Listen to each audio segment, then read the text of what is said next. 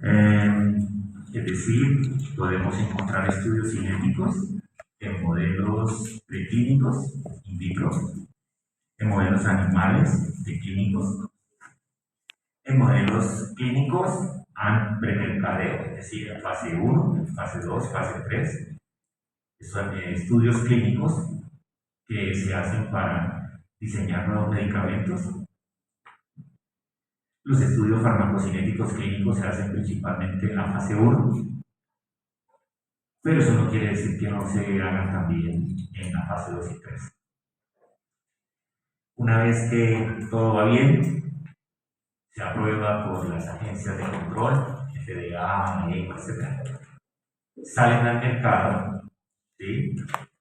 Y de todas maneras estos principios de farmacocinética deben ser tenidos en cuenta por diferentes profesionales de la salud, principalmente los médicos generales especialistas y los farmacéuticos clínicos, que son los encargados de hacer curvas cinéticas de absorción, distribución, eliminación, para ayudar al clínico a ajustar la dosis y tomar decisiones con los diferentes esquemas de dosificación. ¿Okay? Entonces, digamos, son muy importantes estos principios de farmacocinética. Bueno, aquí tomado de uno de los textos de farmacología, no sé si es de Hernán, no sé si es de Katsun, de Goodman, me parece que no tienen los colores. Normalmente los textos guía son Goodman, Katsun, Velázquez, Rand, una que otra, de pronto transparencia de otro libro, pero son los principales. Estamos viendo, digamos ahí, un aspecto biofarmacéutico que tiene que obedecer a parámetros cinéticos y a parámetros dinámicos. Como vamos a aprender en farmacología clínica más adelante, de los parámetros cinéticos dependen mucho los parámetros farmacodinámicos. Les recuerdo, farmacocinética, como su nombre lo dice, estudia el movimiento de los fármacos en el organismo, y la farmacodinámica se ocupa más de los efectos, todos ellos, deseables y no deseables. Bueno, este es de Katsun, mostrando dos componentes, cinético, dinámico. Fíjense, la intercepción de las dos, es decir, el efecto del fármaco, deseable y no deseable, fatalmente se da porque el fármaco se movió en el organismo y llegó a un sitio determinado. Si ese sitio determinado, ¿cierto?, es el deseable, es porque está actuando en los tejidos que yo quiero que actúen, ¿sí?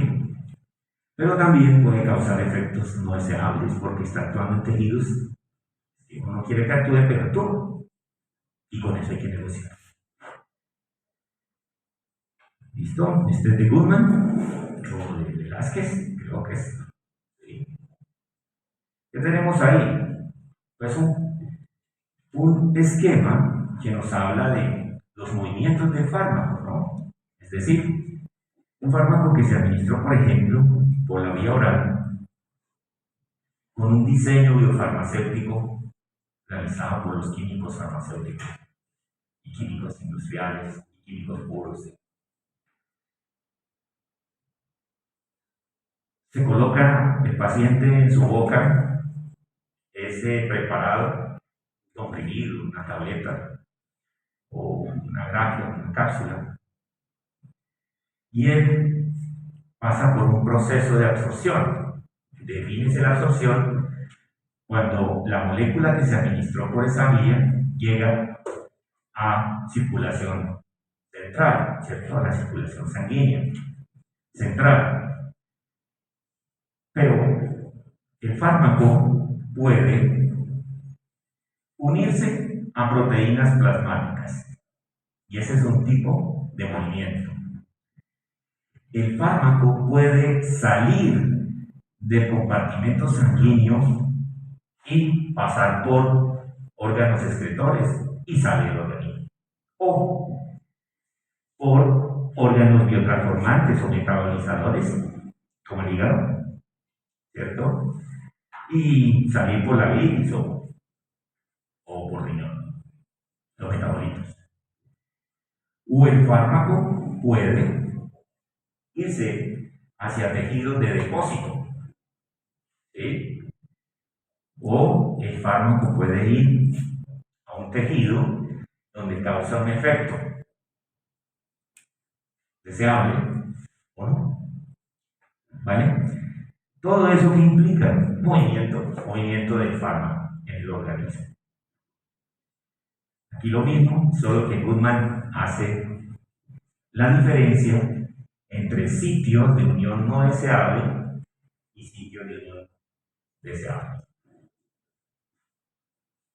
¿Vale? Esto también se lo voy a mostrar en el componente de farmacología clínica, pero es solo para mostrarles la importancia de medir. ¿Medir qué, profesor? Medir los procesos cinéticos. ¿Qué procesos? Cómo se absorbe, cómo se excreta, cómo se unen las proteínas, cómo se depura, es decir, cómo se biotransforma, cómo se excreta, ¿cierto?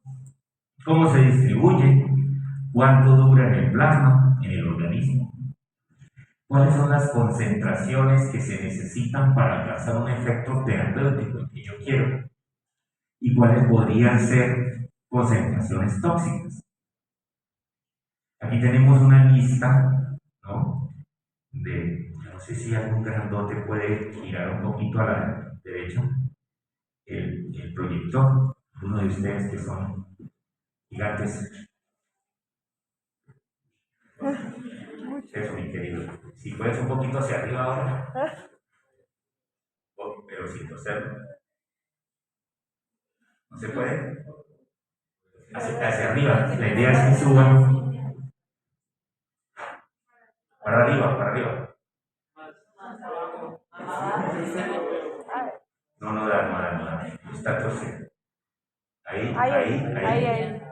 Perfecto. ¿Mejoró, cierto? Sí. ¿Ustedes no se van a marear porque quedó un poco torcido, no? No. Bueno, perfecto. No, en el caso mío sí, porque yo ahora voy a dar la clase como así.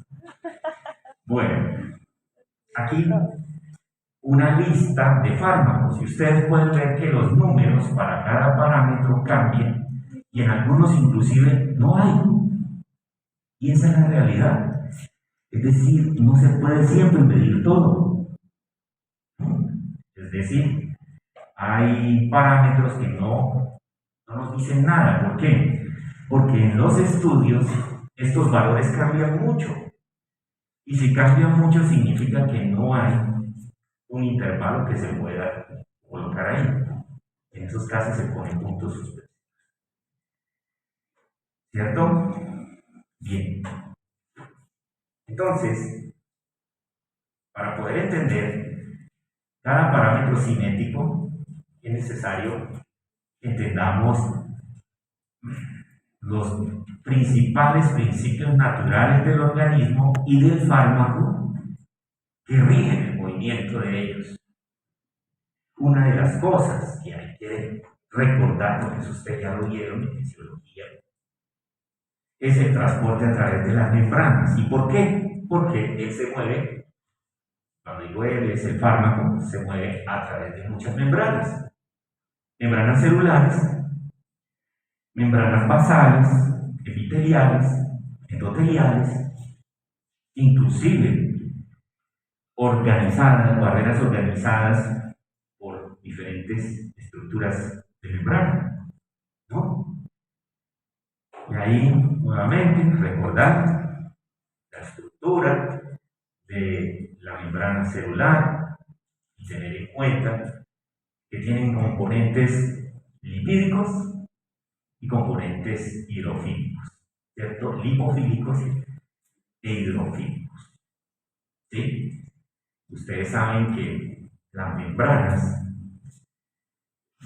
las superficies de las membranas que tienen contacto con los compartimentos acuosos, es decir, intersticio y el citoplasma, que son acuosos, compartimentos acuosos, pues esas superficies son hidrofílicas y las del medio son lipofílicas. ¿Sí? Eso por un lado.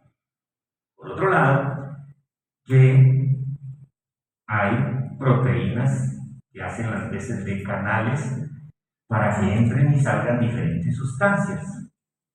Pueden ser sustancias cargadas, como el caso de muchos iones, negativos y positivos, o sustancias no cargadas, pero que sean pequeñas.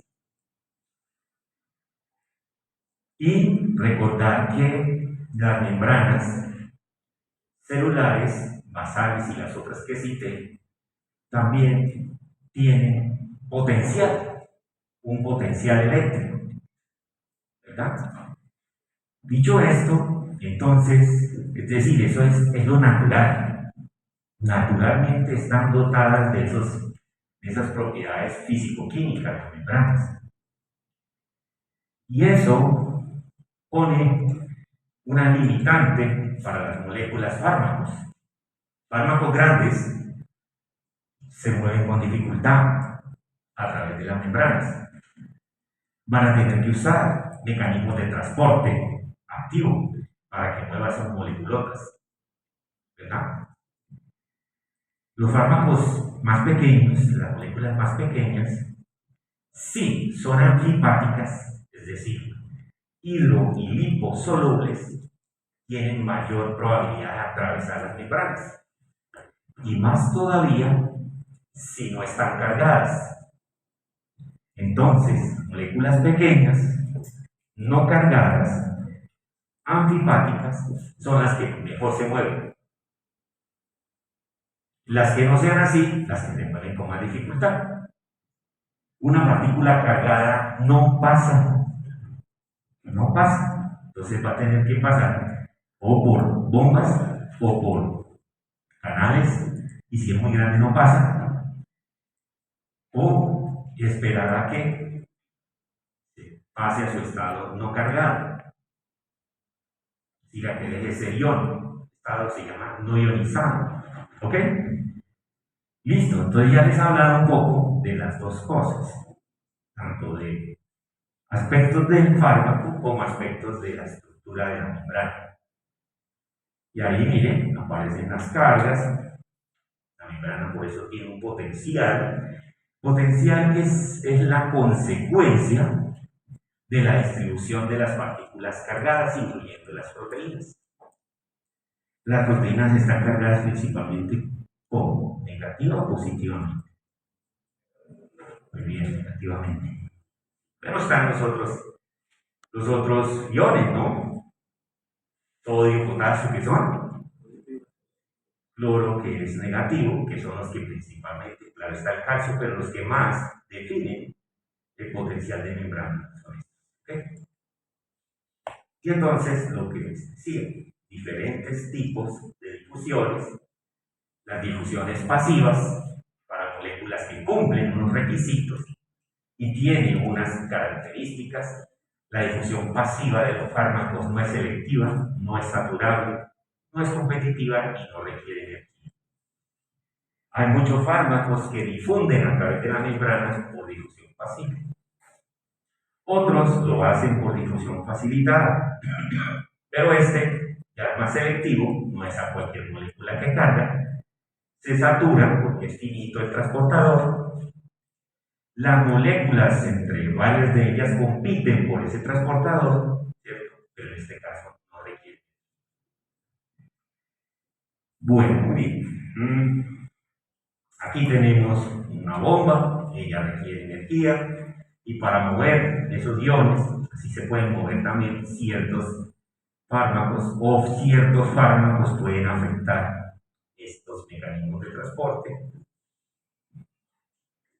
Importante lo que les decía, o de las cargas, el sustrato energético que a veces es necesario para que el fármaco pueda pasar de un lado al otro, porque se mueve a través de bombas que requieren energía o transportadores que requieren energía,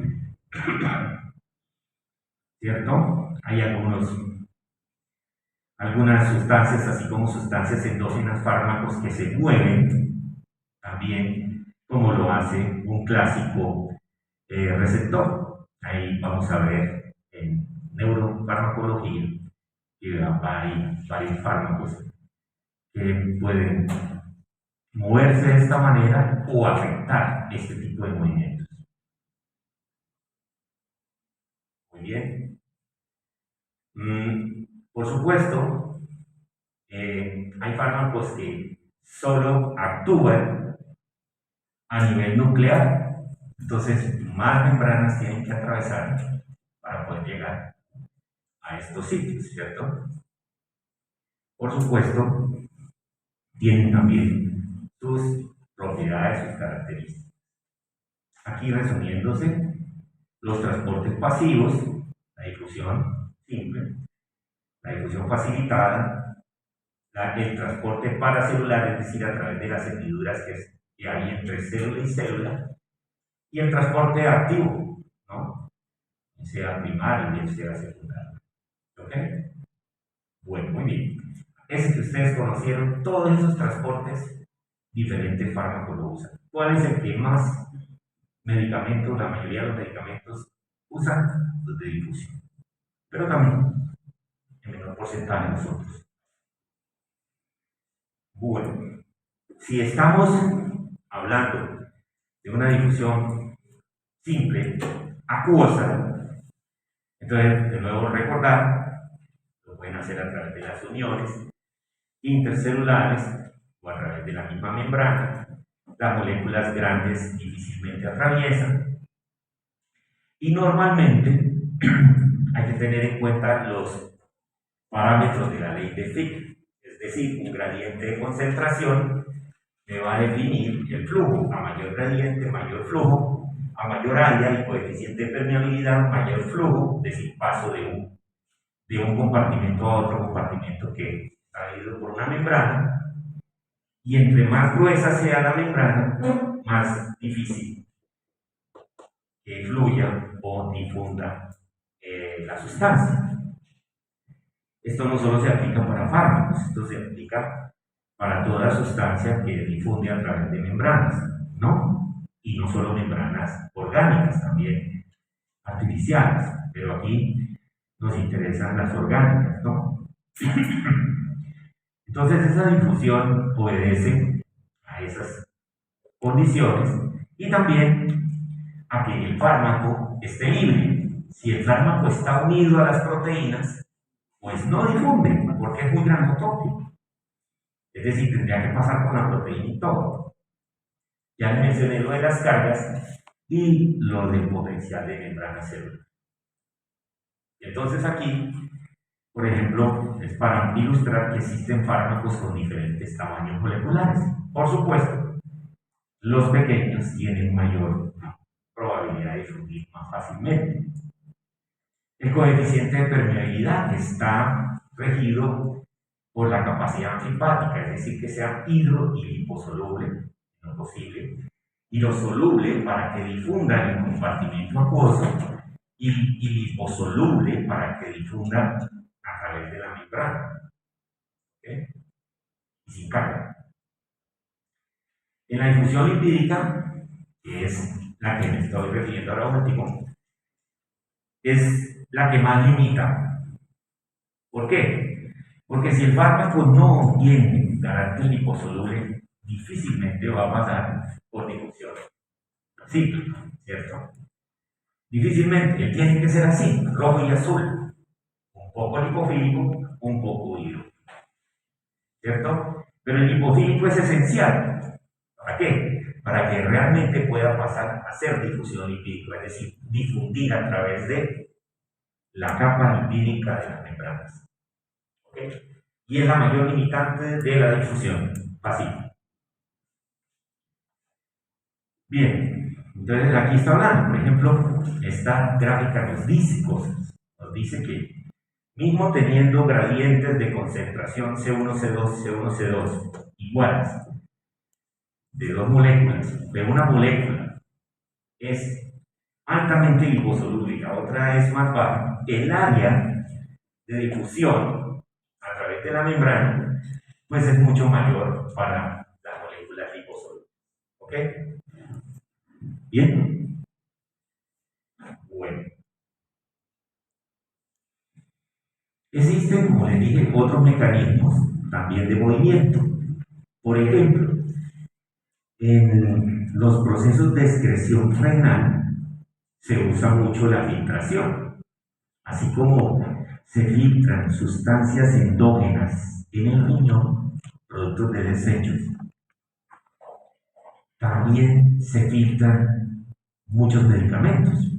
No es la única forma de excreción renal, también está la secreción tubular, ¿no? Que también es muy importante. Pero la filtración también, muchos fármacos metabolizados pequeños, esto son filtrados y de esa manera se excretan. ¿Ok? El concepto de pH y pH es muy importante porque ya mencioné una característica que hace que o facilite o dificulte el movimiento de los fármacos, que es la carga. Y si yo les digo que muchos de los medicamentos que utilizamos son ácidos o bases débiles, eso cierra el ciclo. Para los que de pronto se perdieron con lo último que acabé de decir, es que lo que quiero decir es que si recordamos lo que aprendimos por allá en el colegio, cuando nos enseñaron las características de los ácidos y las bases débiles, porque eso fue en el colegio, lo aprendimos ahí. Entonces, nos acordamos de algunas propiedades de los ácidos y las bases débiles. Ellos son capaces de ionizarse, ¿cierto?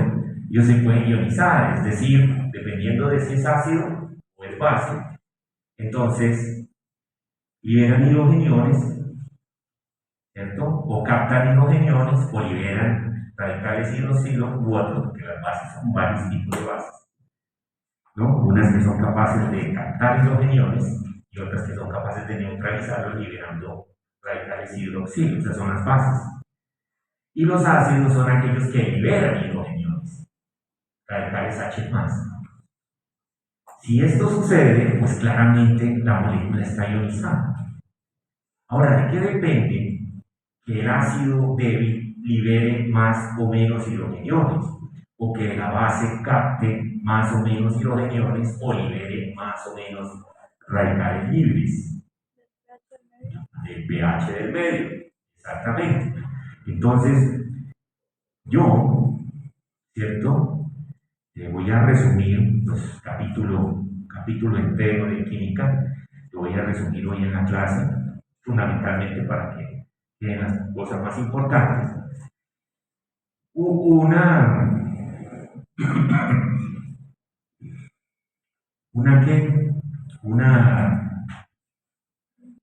parámetro que vino a medir, digamos, esa característica de disociación que tiene el ácido de la base débil, fue el pK. El pK sirve para eso. Entonces, si una molécula, por ejemplo, dice, esta molécula tiene un pK de 3, ¿qué significa? Esta molécula fármaco, por ejemplo, la aspirina, vamos a suponer, la aspirina tiene un pK de 3. ¿Eso qué significa? ¿Alguien sabe?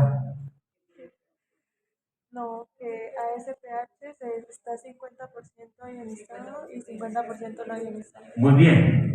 La doctora dijo, algunas no la escucharon, seguramente.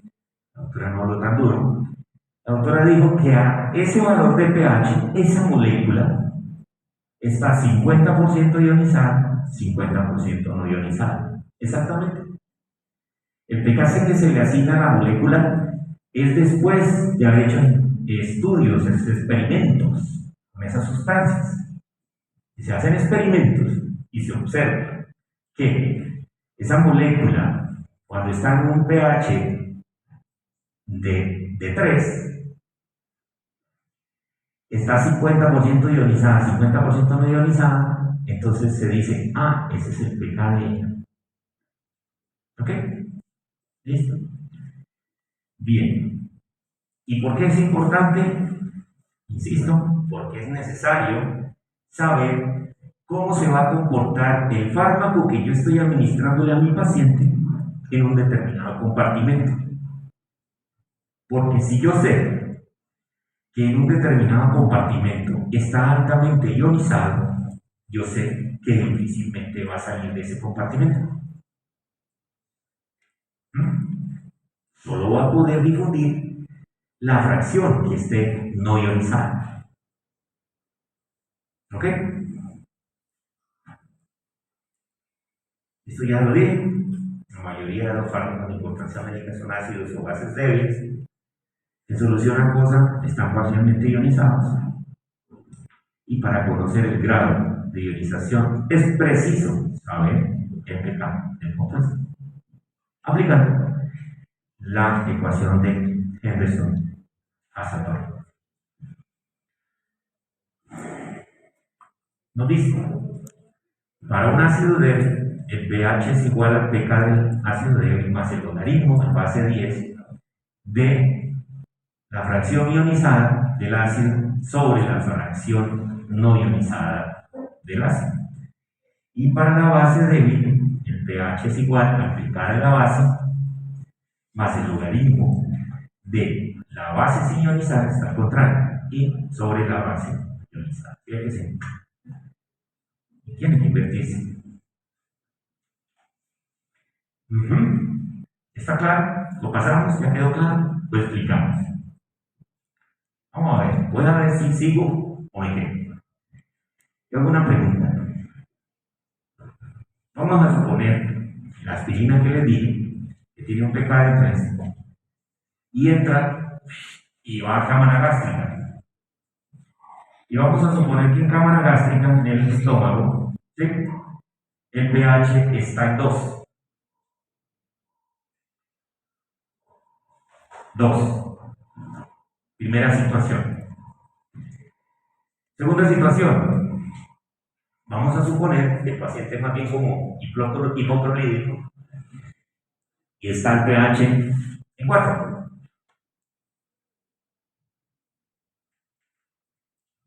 El pK de la aspirina sigue siendo 3. En la primera situación, pH de 3 o de 2. De 2. pH de 2. Vamos a ponerlo aquí. 2. 2 igual a 3. ¿Eso es cierto? Sí. ¿2 es igual a 3? No. Ah, bueno. 2 igual a 3 menos 1. ¿Eso es cierto? ¿Y todavía tienen dudas? No está bien, claro, está bien. ¿No está bien o no está bien? ¿Con coma o sin coma? Con coma, no, está bien. ¿Sí? Con coma. Vale. ¿Me están acompañando o no? Esto es una ecuación. Esto es igual a esto. Si esto es 2, para que sea ecuación, ¿cuánto debe valer todo esto? 2. Pero si esto vale 3, que dijimos que el pK de la aspirina es 3, ¿cuánto vale todo esto? Menos 1. ¿Sí o no? Sí. ¿Me están acompañando? Sí. Sí. Para que esto valga menos 1, y esto es un logaritmo en base 10, no es un logaritmo natural, es logaritmo en base 10. Para que dé menos 1, el numerador debe ser mayor que el denominador, o el denominador mayor que el numerador. El denominador mayor que el numerador. Bueno, los que saben logaritmo saben que el logaritmo es el exponente de la base, ¿cierto? La base es 10. Entonces saben que para que dé negativo, el logaritmo en base de 10 de un número, y dé negativo, ese número tiene que ser menor de 1. Tienen que repasar un poquito la matemática. Porque si no, tienen que hacer un acto de fe de la mentira que yo les esté diciendo. ¿El qué? Menor. Menor. Bueno, listo. Menor. Listo. Ahí en ese caso utilizamos el adjetivo comparativo, diría mi esposa.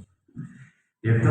Menor. ¿Cierto? Numerador menor que el denominador. Perfecto. Así, dado menos de 1. Listo. O sea, en esa situación en donde la aspirina cae en el estómago en un pH de 2, la fracción que predomina de la ionizar puede ser entonces que sea 60-40, 65-35, 70-30. ¿Están entendiendo?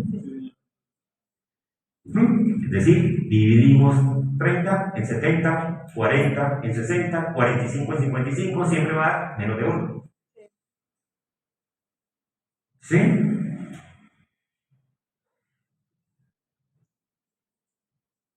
Ahora, esa es la explicación matemática. Ahorita les explico la química, ¿no? ¿Pero está ahí bien? Ahora vamos a la segunda situación. 4, Sí. dijimos, ¿cierto? Y 3. 4 igual a 3, más 1. O sea que todo esto me tiene que dar más 1. Es decir, positivo. En ese caso, al contrario, cuando la aspirina está en cámara gástrica que tiene un pH de 4, la fracción que predomina La ionizada. es la ionizada. Vamos a ver si la definición de pK es correcta. ¿Cómo dijo la doctora que era el pK? pH, ¿a cuál? Está al Muy bien. 50% Háganlo en sus calculadoras, por favor. ¿Cuál es el logaritmo en base 10 de 1? Háganlo, sus calculadoras. Logaritmo en base 10 de 1. 0. Muy bien. 50 sobre 50, ¿cuánto da? 1. ¿Seguros? ¿50 sobre 50? Mentira, no, da 0. No, ¿por qué? Como No si puedo 1, creerlo, 1, lo pongo a dudar en ustedes. Lo pongo a dudar. 1, 50 sobre 50. Y el logaritmo sí da 0. En China también, en Rusia también. 50 sobre 50, 1. Logaritmo en base 10 de 1, Da 0. 0. 0. Entonces, si aquí tenemos pK de 3 y pH de 3, ¿Cuál? no. No, está igual. Estoy explicando ahora la situación en donde explico si la fórmula es correcta. Si digo que el pK es el pH al cual está 50 y 50, entonces yo pongo, llenemos la fórmula, 50 sobre 50, 3 y 3. Esto me da 0 y se cumple el concepto. El pK es el pH al cual está 50 y 50. ¿Entendieron? Yo tuve buenos profesores de matemática y doy gracias a Dios. Una de las cosas que doy gracias a Dios. Yo le doy gracias a Dios por varias cositas. Uno, por las mujeres. Otro, por el arroz. Me gusta mucho el arroz. Otra, el agua. Y otra, los profesores de matemáticas. Porque ellos me enseñaron, claro, también están mis padres, mis hijos, por supuesto. Porque ellos me enseñaron a amar la matemática, a no tenerle miedo. La mayoría de los profesores hacen que nosotros le tengamos miedo o rabia. Si no, preguntémosle a mi hijo Diego Andrés. Detesta la matemática. En tercero primaria tuvo 4 profesores de matemáticas que no salieron de la misma unidad. La verdad se ha dicho. Se pagó por un libro súper costoso y no avanzar ni el 25% del libro. Quien terminó enseñándole matemática fue este pecho. Y mi hijo, toda vez que se enfrenta a las tareas de matemática, me mira el reloj. Papi, y si pierdo, pues repite, mi hijo, repite. ¿Sí? Pica una, pica dos. Sí, porque él, la verdad, le cogió. Él no tuvo buenos profesores. Y pasa con muchos. Bueno, en realidad no es tan complejo, se la complejizan ahora. Bueno, volvamos aquí. Entonces, fíjense que con eso no puede jugar. Vamos a suponer que la aspirina se fue para el intestino. Sale de cámara gástrica y se va al intestino. Y si ustedes se acuerdan de la fisiología, saben que el intestino es más alcalino. Por lo menos más alcalino que la cámara gástrica. 6, 7, 8, puede llegar hasta 8 el pH en el intestino. Pregunto, si estaba, pongámosle que, bueno, pongámosle 8. 8, 3. 8 igual a 3, más 5. O sea, esto tiene que dar 5. En ese caso, este todavía es mayor que en el caso donde teníamos ¿cuánto? 4. Teníamos 4 en cámara gástrica, pero es que ahora se fue al intestino y está en un pH de 8. ¿Se está entendiendo? Entonces ahora, esta sí que más abunda. Se ionizó más. Bueno, ¿y eso qué? Bueno, recordemos que en cuanto esté ionizado, lo difunde. Ah, doctor, pero yo estaba leyendo, y yo soy muy juiciosa.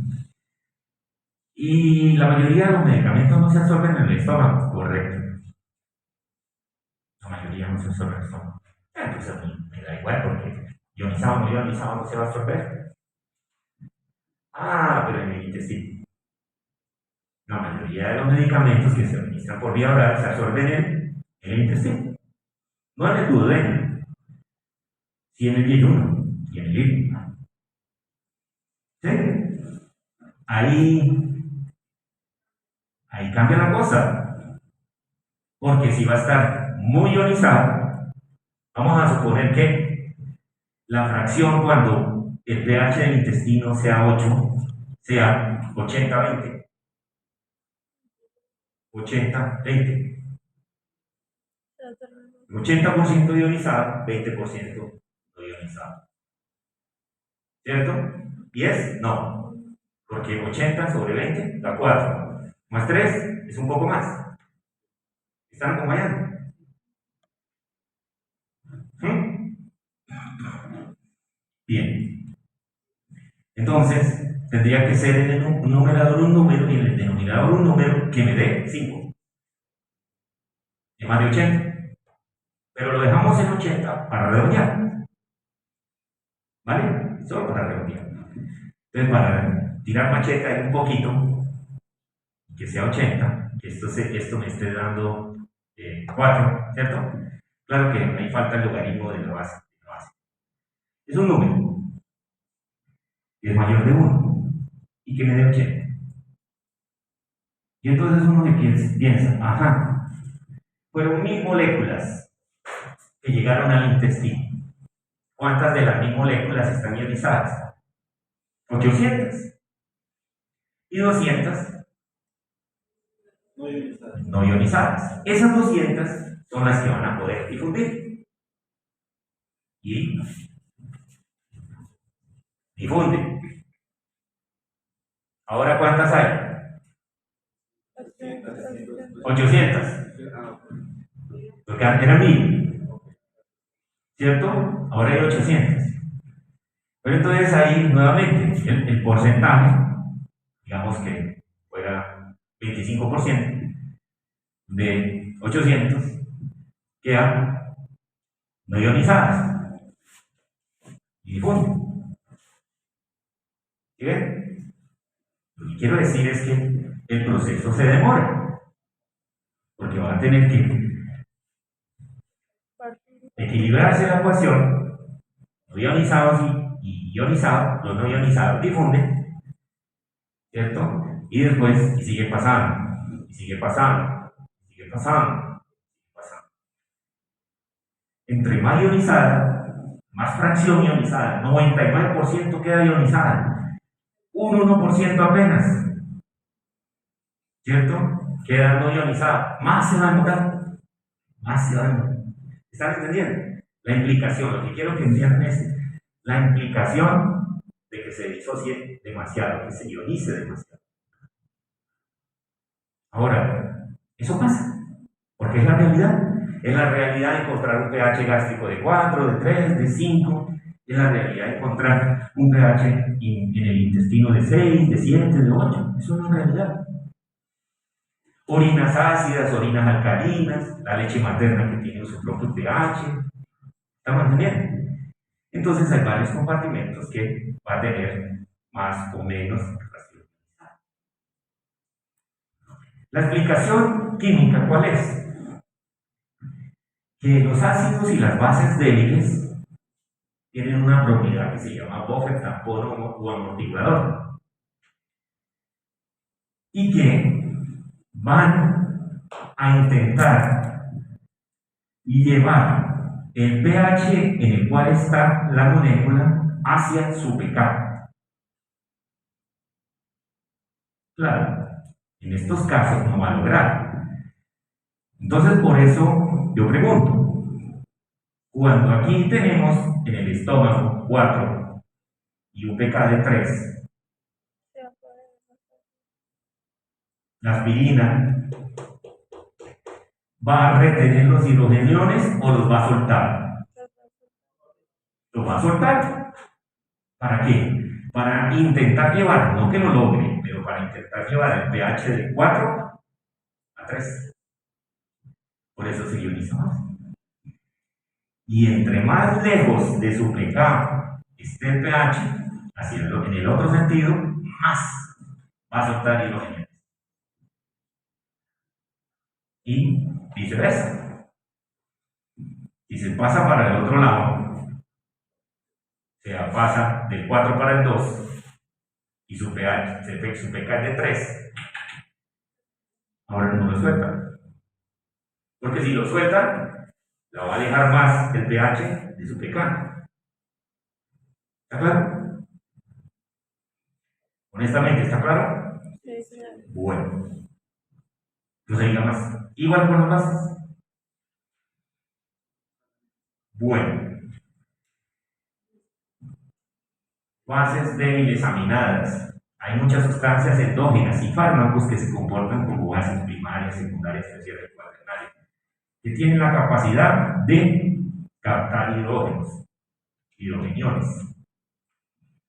Eso es importante que lo recuerden para otro ejercicio que vamos a hacer. Me avisan por favor cuando sean las 7. Bueno, acá nos falten 5, ¿sí? Por favor. Bueno, aquí tenemos cámara gástrica, ¿sí? Está con un pH 1,4. El plasma, hacia donde se va a absorber, 7,4. Y nos está mostrando lo que estamos viendo acá, ¿cierto? ¿Qué molécula es la que estamos viendo? Nos dice. ¿Qué molécula es? Es un ácido, ¿cierto? Que tiene un pK de ¿cuánto? 4.4. 4.4. Entonces saquemos cuentas.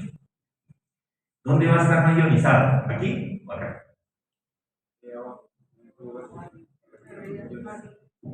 Ionizado arriba. Arriba en el pH de 7.4. Da una buena pelea, ¿no? Da una buena pelea. Pero en realidad, si es un ácido, tiende a disociarse más en medio que alcalino para su pK o ácido para su pK. Alcalino. alcalino. Alcalino. Y aquí lo ven, mire, ¿cuál flecha ustedes ven más gruesa? ¿Esta o esta? Abajo. ¿Y qué? ¿Hacia dónde apunta? Hacia disociación. Hacia el disociado. Es decir, que en estas condiciones, esa sustancia con pK de 4.4 está ionizada. Esa misma sustancia con pH 1.4 tiende a estar menos. ¿Ok? Muy bien. ¿Por qué? Porque si se disocia, Va a subir el pH. se acidifica más y entonces lo aleja más de su pecado. Entonces, no, se retiene. ¿Para qué va a soltar hidrogeniones? Este es un hidrogenio. Esto es lo que hace un ácido, suelta hidrogenio. ¡Pah! Ion positivo, ion negativo, lo que restó. O forma el complejo. No hay carga. Ah, aquí me quedo. Yo no voy a soltar hidrogeniones, en este caso. Ah, pasó un pH alcalino para su pK. Fuerza hidrogeniones. Esta es la que predomina.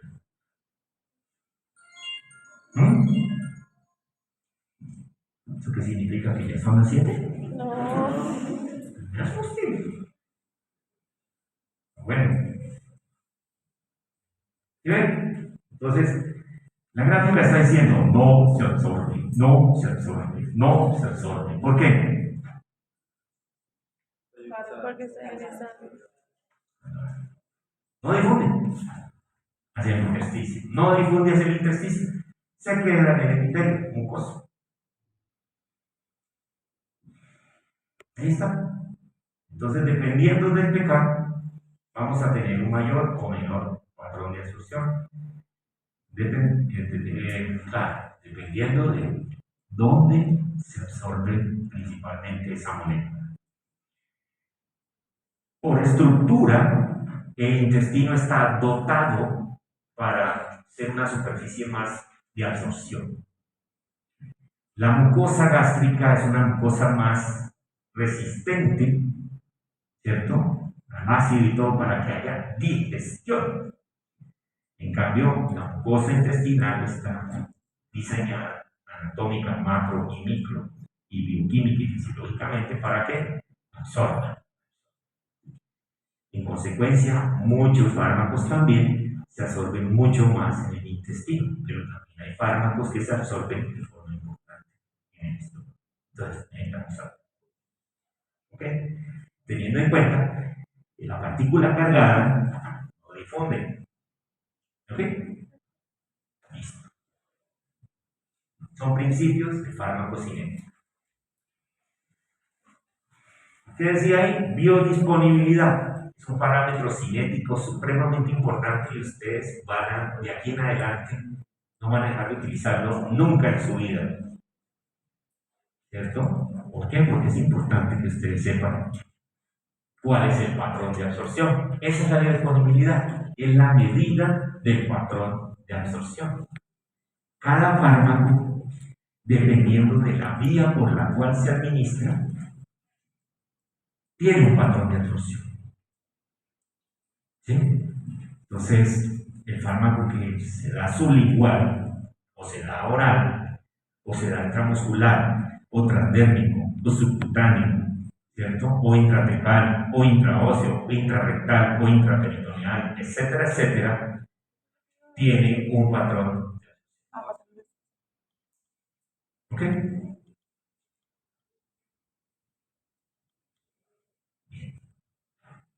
Y eso se llama biodisponibilidad.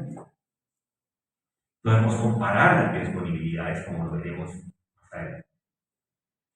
Aquí la gráfica es a propósito para mostrar que hay una vía que se salta el proceso de absorción. Es cuando nosotros ponemos el fármaco ya directo en el compartimento sanguíneo central o por la vena. ¿Sí? Miembros superiores, los miembros inferiores, el cuello, ¿sí? Dependiendo. En ese caso, pues Se dice ahí absorción inmediata. Y sí, realmente, asumiendo que hubo algún proceso de absorción, lo que se demoró uno en aplicar. Y una absorción inmediata cuando es por otra vía, que requiere el movimiento del fármaco a través de diferentes tejidos y compartimentos. ¿Qué es la biodisponibilidad? Ahí está, es una de las definiciones, ¿cierto? Mide la fracción del fármaco inalterado que llega al compartimento sanguíneo después de haber sido administrado por cualquier vía. Por supuesto, si administramos por vía endovenosa, la biodisponibilidad será 100%. Si administramos por otra vía, puede ser que sea el 100% o menor. ¿Ok? Uno, como les dije, puede comparar las biodisponibilidades. Por ejemplo, una comparación es la misma molécula, el mismo principio activo, ¿cierto? Y se compara la máxima biodisponibilidad lograda por la vía endovenosa, la llamamos biodisponibilidad absoluta, ¿cierto? Con las biodisponibilidades por otras vías. Entonces, siguiendo con el ejemplo del acetaminofén, yo del acetaminofén endovenoso tiene un 100% de biodisponibilidad, o biodisponibilidad de 1, ¿cierto? La vía endovenosa, y yo puedo comenzar a comparar con esa biodisponibilidad que es del 100%, la disponibilidad de una tableta de acetaminofén, una cápsula, una grágea, una solución, una pastilla, que son aquellas que se disuelven en el vasito con agua o en la boca. Estas son las verdaderas pastillas, ¿no? La gente dice, me tomo una pastilla, y la verdad la mayoría de las veces uno toma es un comprimido o tableta, ¿no? La pastilla es la que se derrite. Esa es la pastilla. ¿Sí? ¿Me estoy explicando? Y fíjense que estoy hablándoles ya de varias cosas. Yo puedo hacer esta comparación. Vía endovenosa con diferentes preparados orales. Todos ellos son orales. Gracias, cápsulas, tabletas, pastillas, gotas, suspensión, jarabe.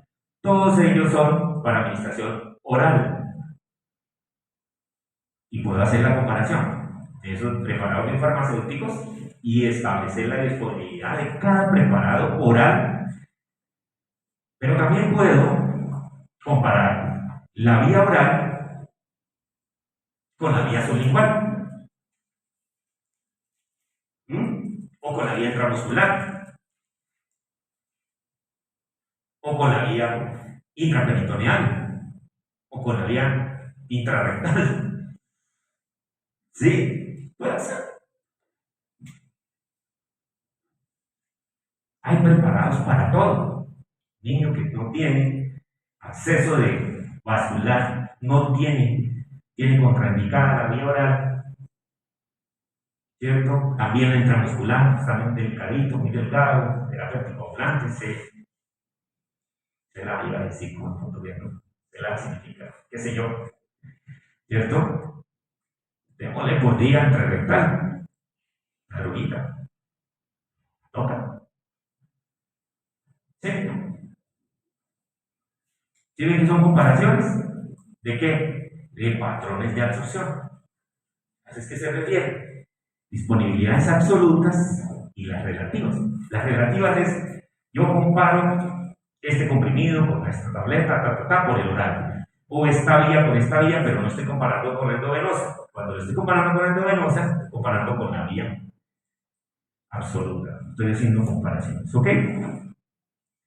Cuando veamos farmacología clínica, les voy a hablar un poco, tal vez para alguna vez. Sí, mejor lo digo de nuevo. Hay un asunto muy importante relacionado con estas biodisponibilidades. Cuando se miden las biodisponibilidades que les acabo de decir de las diferentes formas que les acabo de decir, se pueden determinar si las sustancias tienen bioequivalencia o no tienen bioequivalencia. Y eso les pongo el contexto. Los estudios de bioequivalencia son muy importantes cuando un laboratorio quiere poner en el mercado una sustancia suya, de su laboratorio, siguiendo con el acetaminofén y sin querer hacerle propaganda al DOLIS, voy a hablar del acetaminofén DOLIS, que está en el mercado. Y el laboratorio que siempre escojo es Laboratorios Pepinito. Laboratorios Pepinito quiere poner en el mercado al acetaminofén Pepinito. ¿Sí? Eso está sucediendo en Estados Unidos, suponiendo. Y entonces la FDA le dice, listo, Laboratorios Pepinito. Usted puede poner la molécula en el mercado. Sí, me demuestra que su molécula es bioequivalente o tan eficaz, tan efectiva como los de referencia, vamos a suponer. Es decir, el laboratorio Pepinito tiene dos opciones: o hace ensayos clínicos para mostrar que su acetaminofén Pepinito tiene la misma eficacia terapéutica, antipirética y analgésica que el DOLIS. Entonces compara comprimido de Laboratorios Pepinito, acetaminofén Pepinito, con comprimido, fíjense que es la misma, preparado de farmacéutico, DOLIS. ¿Está claro? Y analiza, no en un paciente, sino en un número calculado por el estadístico suficiente para que cuando salgan los resultados tengan poder estadístico suficiente y no digan, ah, no, es que lo hizo en muy pocos pacientes. Y entonces, son las dos opciones. O usted coge gente para mostrar que el pepinito es bueno para el dolor y bueno para la fiebre como los de referencia, o tienen patrón de absorción iguales. Es decir, vamos a suponer que esta es la curva, esta es una curva de disponibilidad. ¿Por qué es una curva de disponibilidad? Porque yo doy en este momento el comprimido, ¿cierto? Pasa un tiempo y comienza a aparecer en el plasma el acetaminofén. Alcanza esta máxima concentración en este tiempo que se llama T+, esto se llama C+, concentración máxima, y tiene un área bajo la curva. Aquí se cae porque comienza a distribuirse y o a eliminarse por una sola dosis que dio. Vamos a suponer que esta es la curva. Si le ponemos aquí bigoticos, esto representaría el promedio de 1000 pacientes. 1000 pacientes promedio con desviaciones estándar. Es decir, unos para arriba, otros para abajo, unos para arriba, otros para abajo, otros para arriba, otros para abajo. ¿Están entendiendo? Y esa es la de DOLIS.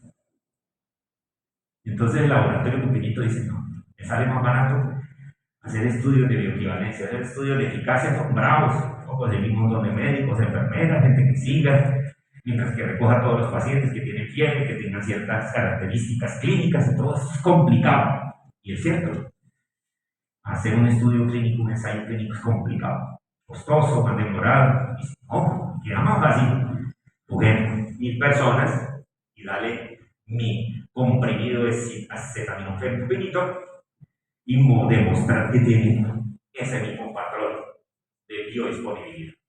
¿Están entendiendo esto? Y entonces, dos opciones. La curva, aquí va así. No es igual visualmente, pero estadísticamente sí lo es. La FDA verifica que todo esté en orden, ha hecho también sus propios estudios, efectivamente, dicen, es bioequivalente. Aprobado.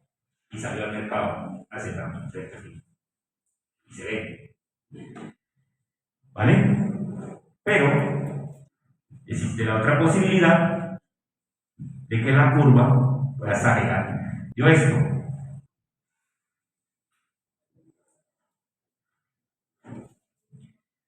Ahora les tengo noticias.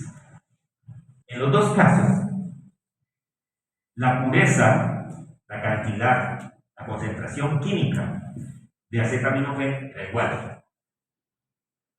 ¿Qué pasó aquí entonces? Si los dos comprimidos tienen la misma cantidad de acetaminofén de principio activo, ¿por qué la curva de disponibilidad tan bajita, tan diferente, tan mala, tan inferior? La HPK. ¿Pero qué fue que cambió? ¿Del paciente? ¿Le está echando la culpa al paciente? No, eche la culpa al preparado. No, la misma. Los que son comprimidos.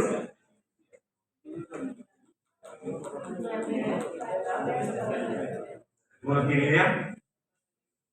La calidad o la eficacia. La eficacia de. ¿Cómo así la eficacia? O sea, la calidad del pepinito y del. Sí, me quedo con la calidad. Sí, doctora. Porque mismo que tengan las mismas cantidades de acetaminofén, ¿sí? No se discute, es acetaminofén, sí, y tienen las mismas cantidades. Resulta que el comprimido de dobles tiene un diseño biofarmacéutico, se llama así, un diseño biofarmacéutico superior, de mayor calidad, que el diseño del comprimido de acetaminofén. ¿Sí? Y es que eso es lo que incrementa los costos. Es decir, los excipientes, los vehículos, la forma de mezclar, las capas que colocan de ciertas sustancias, hacen que su comportamiento en este proceso que pudo haber pasado por alto para muchos, yo creo que para todos.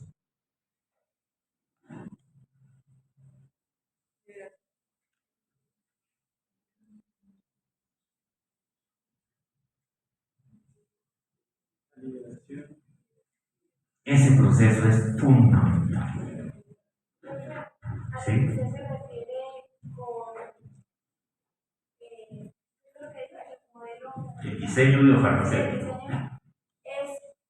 Por lo menos en el caso de Doles, vemos que, o sea, no es como las pastillas que vienen con una capa, es como biogel, plástico. ¿La verde? ¿Usted está hablando de la verde? Usted la abre y sale el polvo. Ah, sí, las cápsulas. Es diferente al Doles, no viene así. No, pero en este caso, pero tienes la idea. Pero en este caso son comprimido y comprimido. Tú los ves aparentemente iguales. ¿Sí? Pero no son. Cuando entran en el organismo, es que Doles tiene un mejor proceso de liberación. Se comporta mejor en el estómago y en el intestino, y mayor cantidad de moléculas de acetaminofén, dado ese diseño, se absorbe. ¿Ok? Eso es la bioequivalencia. Bueno, pero les tengo noticias. La FDA, la EMA, son supremamente rigurosas y tienen mucho dinero para no dejarse meter gato por liebre. En Colombia, cuando llega al laboratorio Pepinito, Colombia, trae sus estudios de bioequivalencia y dicen que es bioequivalente. Y los de INVIMA dicen, oh, sí, aceptado, ¡pum! Pero no verifican si realmente es bioequivalente. Los de la FDA no. hacen sus propios estudios. ¿Me entendieron? Y ahí es cuando ¡maca! Los cogen en la mentira. Por supuesto, allá no van a hacer eso, ¿cierto? A no ser que le paguen un buen dinero al encargado de la FDA de hacer el peritaje, la evaluación. Y todo, ok, very good, alright, aprobado, aceptado. Corrupción. Pero dejando de lado la corrupción, y en Colombia también dejando de lado la corrupción, lo que quiero poner en evidencia es la falta de recurso. El INVIMA no tiene recurso para poder verificar lo que los laboratorios argumentan tienen. Lo que les estoy diciendo es que en Colombia existe una probabilidad grande de que circulen preparados biofarmacéuticos que no son realmente lo equivalente. Punto. Ahí la dejamos. Y le seguimos mañana.